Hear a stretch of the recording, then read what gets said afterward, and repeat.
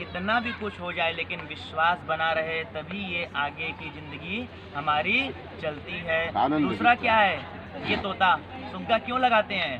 सुग्गा कभी कटु वाणी बोलता ही नहीं है, वो सदैव मीठा बोलता है। इसीलिए यहाँ किसी और पक्षी को न लगाकर, क्योंकि अनेक पक्षी हैं, इसलिए किसी और पक्षी को न लगाकर यहाँ सुग्गा का प्रयोग किया गया।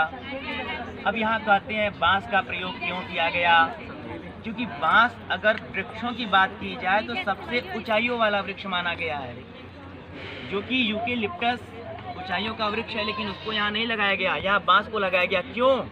क्योंकि बांस का पेड़ ऊपर जाकर नीचे को झुक जाता है। वो यही दर्शाता है कि आप जिंदगी में कितनी भी ऊंचाई पर चले जाइए, कितने भी ऊपर चले जाइए, लेकिन आप सदैव नीचे झुक कर ही रहिए।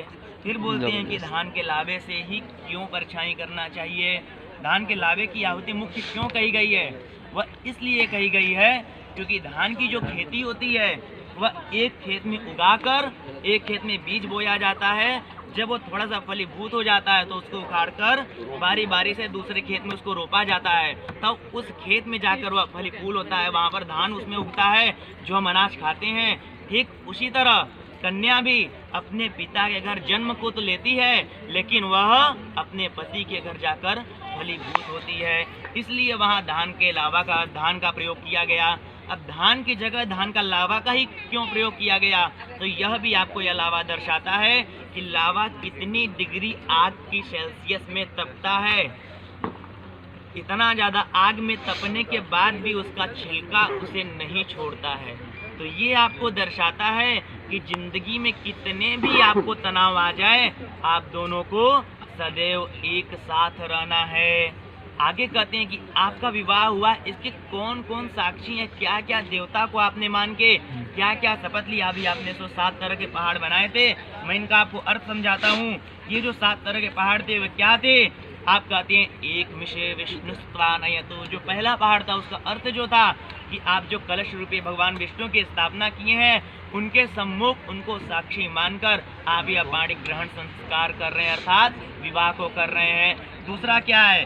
द्वे ऊर्जे विष्णुस्त्वानयतु, द्वे मुख वाले अर्थात गौरी गणेश आपके समक्ष बैठे हैं। यह इनको आप इनका पूजन करके इनको साक्षी मानकर आप अपना पाणी ग्रहण अर्थात विवाह संस्कार कर रहे हैं। ऋणिराजस्पोके विष्णुस्त्वानयतु, अर्थात हमारे 3 गुण कहे गए हैं। कौन से? सात्विक, राजस और तामस।